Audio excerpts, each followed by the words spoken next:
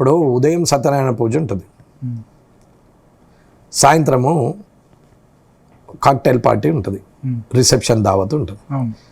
ఉదయము సత్యనారాయణ పూజకి ఎంతమంది పోతారు, సాయంత్రం కాక్టైల్ పార్టీకి ఎంతమంది పోతారు? కాక్టైల్ పార్టీకి ఎక్కువ మంది పోతారు. అంటే ఎక్కడ చెడు ఉంటుందో అక్కడే ఎక్కువ ఆకర్షణ అవుతారు. ఇన్స్టెంట్ రిజల్ట్కే అడిక్ట్ చేసి అక్కడికి పంపారు.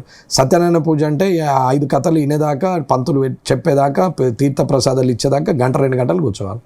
కానీ ఇక్కడ పోగానే మొదలవుతుంది కదా, పోయిన నుంచే ఎంటర్టైన్మెంట్ మొదలవుతుంది. అంటే ఈజియెస్ట్ ఎర్నింగ్ ఇన్స్టంట్ అనేది పబ్లిక్ కూడా అట్లా అట్రాక్ట్ అవుతున్నారు. అట్రాక్ట్ అని కాదు, పబ్లిక్ ఫస్ట్రేట్ అయ్యి ఏదో రబాబాడి ఇచ్చింది తీసుకోక ఊకేం పంచాయితీ, మన బతికేదో మన బతాం, మనకు వచ్చే వీడు పొలం దున్నేది ఉందా, వీడు వచ్చి మన ఇల్లు కట్టించేది ఉందా, వీడు వచ్చి మాకని మనం చేసేది ఉందా, మనకు కష్టం వచ్చినప్పుడు వీడు వింటాడు, వీడు ఇచ్చిన 2000తోనే బతుకుతున్నామా అని అనుకుంటున్నారు జనం. మేమిస్తే బతుకుతున్నారని అనుకుంటున్నారు రాజకీయ నాయకులు, కానీ అది కాదు. నిజంగా వాళ్ళ కష్టం మీదనే బతుకుతున్నారు.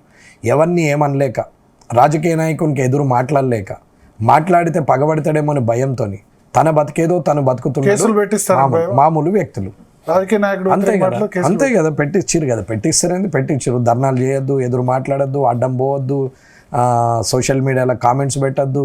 అది కూడా మాట్లాడితే మీరు ఊరుకుంటారా? 100% నా ముందట మాట్లాడితే నా తప్పు ఉంటే సరిదిద్దుకుంటా, నాకు అట్లేం లేదు. నేను అట్లా అసలు అలాంటి ఆలోచన లేదు. మీ మీద వ్యతిరేకంగా పోస్టులు పెట్టినా మీరు ఊరుకుంటారు? సోషల్ మీడియా పెడితే కూడా ఊరుకుంటున్నాం. ఇవాళ నిన్న అర్థం చేసుకున్నాడు, నిన్నటి రోజు అర్థం చేసుకునే వ్యక్తి ఇవాళ అర్థం చేసుకోవడం అనేది నమ్మకం ఏం లేదు.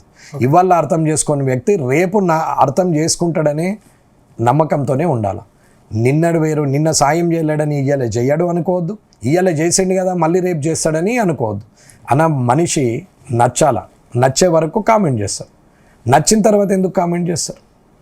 నేను నచ్చలేదు కాబట్టే కామెంట్ చేశారు.